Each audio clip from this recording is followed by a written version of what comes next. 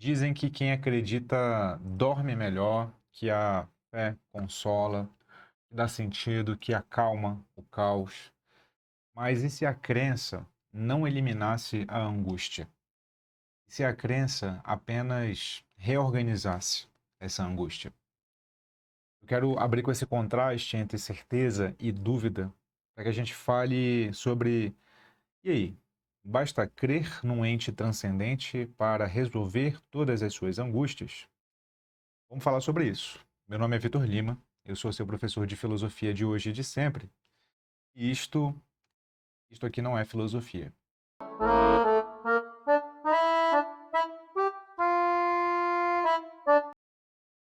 Estou com meu roteiro aqui, para não me perder no assunto. Eu anotei isso porque isso foi uma pergunta de um dos alunos quando eu fiz uma mentoria coletiva há um tempo. Eu anotei porque achei a pergunta interessante e quero compartilhar com vocês. Nós estávamos falando sobre como lidar com essa angústia diante da vida. Alguns dizem, puxa, certamente os religiosos têm menos angústia que nós que não cremos, os ateus, por exemplo. E aqui eu quero falar sobre isso com a ajuda de um filósofo cristão que fala sobre angústia. Vamos nessa? Eu selecionei aqui uma parte da apostila de uma das aulas de um dos nossos cursos lá da nossa escola, o Núcleo de Formação Filosófica. Então, vamos lá, vou compartilhar com você aqui e a gente vai ver. O curso é o de Filosofia Contemporânea, tá vendo? E a gente falou sobre fenomenologia, hermenêutica e existencialismo. Existencialismo, a gente falou sobre esse filósofo aqui, ó, o Soren Kierkegaard. Eu já baixei aqui a apostila pra gente. Olha o que o Kierkegaard fala sobre angústia, e aí a gente vai fazendo a reflexão, tá? Em Kierkegaard, há ainda uma categoria da vida humana, a angústia. Ela é estudada em O Conceito de Angústia, uma simples reflexão psicológica demonstrativa direcionada ao problema dogmático do pecado hereditário, de 1848. Deixa eu só desligar o ventilador aqui que está fazendo barulho, eu acho. Esse livro é conhecido simplesmente como O Conceito de Angústia. Aí eu digo na apostila, trata-se de conceituar angústia a partir do problema teológico da queda. Vocês sabem que o Kierkegaard é um filósofo teólogo. Ele faz suas reflexões a partir das suas reivindicações religiosas, antes de tudo. Então ele fala assim: a queda, teologicamente falando, é essa transgressão original de Adão e Eva do paraíso, correto? É a partir daí, sobre essa queda, que ele vai refletir sobre o que é a tal da angústia. Por que teriam transgredido, afinal, se a situação de ambos era justamente esta, perfeita? Não é de se perguntar? Por que diabos Adão e Eva transgrediram uma regra, a regra, se eles estavam no local mais perfeito para estar? E aí, Kierkegaard continua. O que leva o homem a optar a abandonar o que, hipoteticamente, nenhum homem optaria por abandonar? Não é de se estranhar? A resposta do Kierkegaard é que a primeira falta, essa primeira transgressão lá, resultou de uma possibilidade. Olha que reflexão interessante. No estado de inocência original, nada havia a não ser o espírito que pudesse determinar o homem a agir. Contudo, o espírito humano é uma projeção de si mesmo não para a sua condição atual, mas para as suas possibilidades. Mas em que sentido essa concepção se relaciona com a angústia do modo como a entendemos? Mas vamos entender o que é que ele quer dizer quando ele fala assim: o espírito humano é uma projeção de si mesmo, não para a sua condição atual, mas para as suas possibilidades. Você percebe que você não está aqui nessa aula, você já está aqui me ouvindo nessa aula aberta, querendo ir para outro lugar? Querendo ir, talvez, comer, querendo ir, talvez, passear, querendo ir, talvez, né, ir para o trânsito, sair do seu trabalho. Ou você já está pensando no ano que vem, talvez você esteja assistindo este vídeo no final do ano, você já está pensando no próximo semestre, no próximo trimestre, você já está pensando como vai ser a sua velhice, você vai estar pensando quando você conseguir emagrecer, quando você conseguir isso, quando você conseguir aquilo, você nunca está no momento atual. Essa é uma característica do ser humano. O ser humano sempre se projeta para o futuro e mora mais lá do que aqui. Entendeu? Mas em que sentido essa concepção se relaciona com a angústia do modo como a entendemos? No sentido geral, a angústia é uma aflição. É uma aflição ou uma ansiedade ambíguos. Faz quem os sente querer se livrar do sentimento, ao mesmo tempo que exerce certa atração. Então tem uma certa ambiguidade. Quando a gente sente angústia, a gente quer não mais sentir, mas a gente é por ela, de certo modo, atraído, porque a gente quer descobrir o que motiva ela, a gente quer ir em direção àquilo que ela anseia. O que diferencia a angústia de uma aflição ou ansiedade quaisquer, no entanto, é que não tem objeto definido. Angústia, diferente de ansiedade ou aflição, é angústia por aquilo que eu não sei, ao passo que ansiedade e aflição é por aquilo que eu sei. Sente-se angústia, não se sabe por quê. E esse sentimento ambíguo de repulsa e atração que nos faz ficar aflitos e ansiosos em relação a algo que não sabemos, isso é a angústia. Isso é a angústia do ponto de vista do Kierkegaard, tá? Para Kierkegaard, o algo que não sabemos é justamente a possibilidade infinita da existência.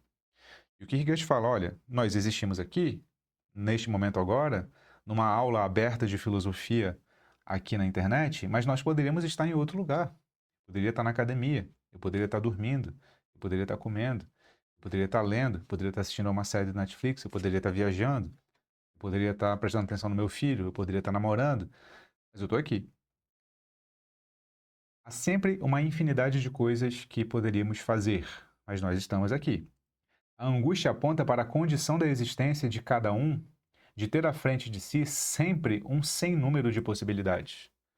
Quando você do nada sente esse peso da possibilidade infinita sobre você e fica sentindo essa aflição que não sabe de onde, é daí que vem. As possibilidades atraem, mas afastam. Atraem pelo encanto do novo e do inesperado e afastam pelo mesmo motivo, porque são novo e inesperado e, portanto, eu não sei o que vai dar. A angústia revela ao homem a sua liberdade, a liberdade enquanto possibilidade. Trata-se do puro sentimento do possível, daquilo que pode acontecer e que pode ser muito mais terrível do que a realidade que de fato está acontecendo. Pensado nesse sentido aqui, a angústia cumpre um papel pedagógico no pensamento kierkegaardiano. Quem consegue tirar proveito da angústia, da presença dessa possibilidade infinita, exaltará a realidade, mesmo quando pesada sobre si. Por quê? Por que é possível, sentindo esse peso da infinitude de possibilidades em mim, por que isso, ainda assim, pode fazer com que eu exalte a realidade em vez de me afastar? Isso ocorre porque o indivíduo se dá conta de que não importa o quão pesada seja a realidade atual, a possibilidade é sempre muito mais pesada. Enquanto aquela tem limites, esta é ilimitada. Digamos que eu, Vitor, procure uma outra profissão. Sou professor de filosofia, o seu professor de filosofia de hoje e de sempre, mas digamos que eu fale assim, estou cansado desse mundo, estou cansado de ser professor, isso já não me preenche mais. Eu poderia ser um montador de fábrica, eu poderia ser um mergulhador mecânico para consertar navios, eu poderia ser um manobrista de navios, eu poderia ser piloto de avião, eu poderia ser guia turístico na Grécia, eu poderia ser, puxa, vendedor de carros, eu poderia ser gari. A minha realidade pesa muito menos do que essa infinita possibilidade de realidades. Porque nessa infinita possibilidade de realidades eu começaria do zero. As aflições e os obstáculos e as coisas que se poderiam colocar no meu caminho são tão numerosas, mas tão numerosas que eu não sei nem prever quais são. Nesse sentido, eu agradeço por estar aqui. Eu agradeço por ter essa dificuldade que eu já conheço. Eu agradeço por ter esse obstáculo que eu já conheço. Eu agradeço por atravessar esse caminho aqui que eu estou atravessando, por mais difícil que ele seja. Por quê? Porque os outros seriam insuportavelmente pesados para mim. Sabe? Na possibilidade, tudo é igualmente possível. O terrível e o agradável. Nesse sentido, perceber a própria angústia pode servir de exercício espiritual para se afastar da finitude da vida em direção à transcendência. Essa vida é infinitamente possível. O Kierkegaard utilizava isso para dizer assim: na angústia, quando eu me dou conta do peso da possibilidade, eu vejo o valor de transcender esse estado de coisas para um superior, porque Kierkegaard era um religioso, e, portanto, cessar, ou pelo menos ter a possibilidade de cessar esse desconhecimento de para onde eu vou, de qual é a minha finalidade, de qual é o meu propósito. A angústia, enquanto nós estamos neste plano aqui, é uma constante. Ela pode cessar? Para o religioso Kierkegaard, sim, mas apenas no outro plano. Isso é interessante. Religioso dizendo que não tem saída para a angústia que nós sentimos. É uma ilusão de paz quando nós cremos em alguma coisa e queremos, a partir dessa crença, fugir das atribulações do mundo. Porque se nós pararmos para pensar, a religião pode até oferecer um mapa para o caos que é a nossa vida. Mas já disse mais de um pensador, isso até virou jargão na boca de coaches atualmente, o mapa não é o território. O mapa me guia, mas ele não me guia por cada pedra do caminho. A pessoa que reza, que ora, pode até sentir certo alívio, mas o medo, a angústia, o desejo, a dúvida voltam. A fé pode até dar descanso à mente, mas ela não dá descanso ao corpo, porque é o corpo que está na situação concreta. O corpo continua tremendo diante da incerteza da existência. Nós não somos só racionalização, cremos num ser superior que nos dá direção e ponto, acabou tudo que nós sentimos. A crença é um cobertor para esse frio metafísico, digamos assim. Mas ela não muda o fato de lá fora estar fazendo inverno, utilizando um termo metafórico aqui. E a gente pode falar também não só da angústia dos que creem, mas da angústia dos que não creem. E quem não crê, quem é ateu, como eu, como o seu professor aqui, será que a gente sofre mais, nós que não cremos? E a gente pode falar assim da perspectiva do niilismo, um certo niilismo positivo, a moda de Nietzsche. O niilismo positivo de Nietzsche se concentra naquela máxima: Deus está morto, Deus representando aqui todo o transcendente. Mas para Nietzsche, principalmente lá em A Gaia Ciência, a morte de Deus não simboliza tristeza, nem ansiedade, nem aflição, mas ela simboliza a possibilidade de nós construirmos os nossos próprios valores. Para Nietzsche, nós, modernos, contemporâneos, nos libertamos do peso de Deus, mas nós temos que criar os nossos próprios valores. Isso pode ser, de certo modo, angustiante. Isso pode ser aflitivo. A responsabilidade passa a ser toda nossa. Por isso que Nietzsche é também visto como um certo pai do existencialismo. A tese existencialista por excelência é justamente essa: a responsabilidade é toda nossa. Você não tem que colocar em quem colocar a responsabilidade a não ser em você mesmo. E esse é um trabalho angustiante, esse é um trabalho exaustivo. Mas ainda assim, lembremos de Nietzsche, é alegre. Há uma possibilidade de você não mais se submeter a regras que vêm de cima para baixo, mas a você participar da criação das regras da sua própria vida. Quem não crê, portanto, tem um peso, mas esse peso não é tão pesado como era antes. Isso também leva a uma reflexão sobre uma certa diferença que nós podemos estabelecer entre fé e crença.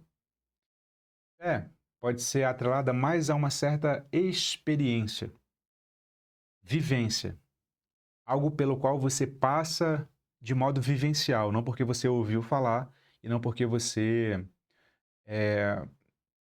ouviu um testemunho de alguém que passou pela situação. Ao passo que a crença pode ser encarada como mais explicativa, cognitiva, racionalizante. Se você crê, é porque você passou por um processo racional. Ao passo que a fé é um processo de vivência. A fé genuína não é ausência de angústia. A fé genuína busca conviver com a angústia, à la Kierkegaard, sem precisar, inclusive, controlar essa angústia. A crença, ao contrário, tenta buscar as respostas. Se a gente quiser fazer aqui um paralelo, eu diria que quem prega a fé é Kierkegaard. Quem prega a crença é Tomás de Aquino, por exemplo, naquele momento, tanto da Suma Teológica quanto da Suma contra os Gentios, seus 2 grandes livros, em que ele fornece as 5 vias racionais para a existência de Deus. Aquilo é crença. Fé é uma vivência incorporada, crença é uma racionalização cognitiva. Kierkegaard poderia muito bem dizer que quem quer eliminar a angústia elimina a própria fé, porque a fé é saltar sobre aquilo que eu não conheço. Se eu não decidir fazer esse salto, eu não tenho fé. Estou buscando outra via. Isso é interessante de captar.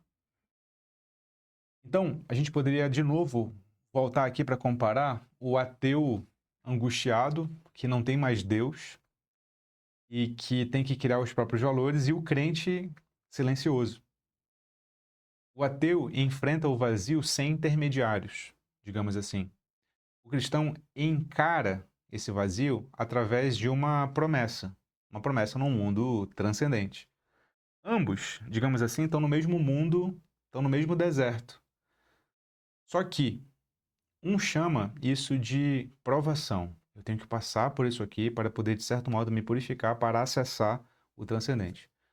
Posso que o outro, o ateu, chama simplesmente de vida. Talvez a fé não seja uma camada de proteção. Talvez a fé não seja algo que proteja a vida humana da angústia. Mas apenas uma das formas, a gente poderia até chamar de poéticas, narrativas, inclusive literárias, de continuar suportando essa imprevisibilidade e incompreensibilidade da vida no total. Camus dizia que, mesmo diante dessa incompreensibilidade do todo, é preciso imaginar Sísifo feliz. Lembra dessa referência ao Camus, lá no mito de Sísifo? Sísifo é aquele que empurra a pedra morro acima para que ela, uma vez que chegue ao topo, volte a descer novamente e ele tenha que fazer todo o trajeto até o infinito. Uma atividade sem valor, é uma atividade sem propósito, é uma atividade sem importância. Mas mesmo assim, a gente precisa apostar que aquilo vai trazer algum retorno, porque senão a gente simplesmente enlouquece e desiste. Certo? A fé nesse sentido, então, a gente poderia dizer, é uma tradução, uma possível tradução da angústia. A fé é uma das linguagens que a nossa consciência inventa para lidar com aquilo que a gente não consegue exatamente descrever. Então, assim, o cientista busca por leis universais da natureza, as famosas leis naturais. O artista busca por traduzir a realidade do ponto de vista simbólico, às vezes do ponto de vista da beleza, mas nem todo artista busca a beleza. Portanto, eu vou colocar aqui o simbólico. O filósofo busca sentido racional, nem sempre empírico, como o cientista. O religioso buscaria, então, uma certa redenção na realidade. Mas nota que todos estão diante do mesmo mistério. Todos estão diante da mesma ausência de plena compreensibilidade. Certo? Todos estão no mesmo barco, só lidando com esse mistério de modo um tanto quanto diferente. E que a gente pode retornar à pergunta inicial, falando sobre um possível paradoxo aqui do cristão. O cristão talvez não seja menos angustiado. Ele apenas dá à sua angústia um certo propósito. A fé converte esse mistério numa narrativa. Aquela narrativa clássica religiosa de sofrimento, de encontro de sentido nesse sofrimento e, no final, de salvação. A fé é uma forma elegante de conversar com o mistério. A angústia não vai embora. É uma dúvida que eu diria que é estrutural da condição humana. A diferença é que o cristão aprende a chamar a sua angústia de esperança. Esperança. Então veja, para finalizar aqui, Eu diria que crer não é fugir da angústia. Eu diria que crer é escolher como é que você vai lidar com ela. Os que creem e os que não creem estão diante do mesmo abismo, do mesmo mistério. A gente muda só o nome que cada um dá e os instrumentos que utiliza para lidar com esse mistério. Na vida não existe ausência de angústia. A gente apenas forma as diferentes maneiras de não se deixar engolir por ela. Não se esquece. Você é o que pensa. E como sempre, fique com Sócrates. E se você está interessado em aprender filosofia comigo na minha escola, o link está aqui na descrição do vídeo e no primeiro comentário fixado. E aproveita que nós estamos com quase metade de desconto nessa Black Friday. Clica logo no link, porque pode ser que no momento em que você esteja assistindo esse vídeo, ou se você deixar para depois, o link já vai ter sumido. O núcleo sempre fica de portas abertas, mas com desconto só nessa Black Friday. Aproveita e se inscreve que a oferta vai ser mandada por lá, ou, caso não esteja na época, dá uma olhada na escola aqui. Até a próxima. Não se esqueça. Fique com Sócrates.